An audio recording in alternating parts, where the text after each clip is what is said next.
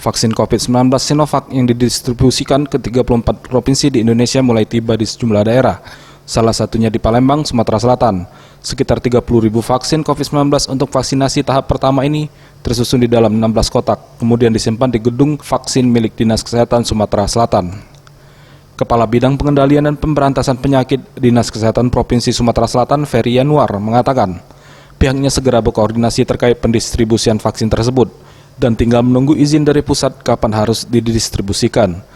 Kemudian vaksin yang telah datang tersebut akan langsung diambil oleh perwakilan dari daerah-daerah yang ada di Sumatera Selatan, yakni Palembang, Ogan Ilir, Ogan Komering Ilir, Musi Banyuasin, Penukal Abab Lematang Ilir, Prabu Muli, serta Banyuasin.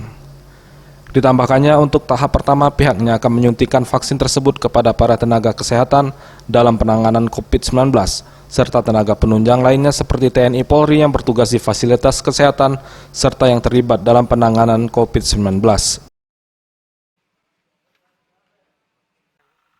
Petugas kesehatan dan tenaga penunjang lainnya yang ada di fasilitas kesehatan maupun yang terlibat dalam penanganan COVID.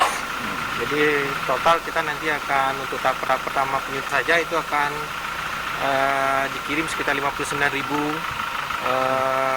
vial. Kita masih tunggu dari clearance ya dari pusat kapan vaksin ini bisa kita distribusikan ke kabupaten kota.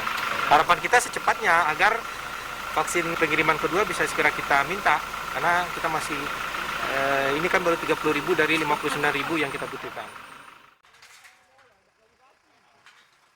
Tim Liputan Sriwijaya TV.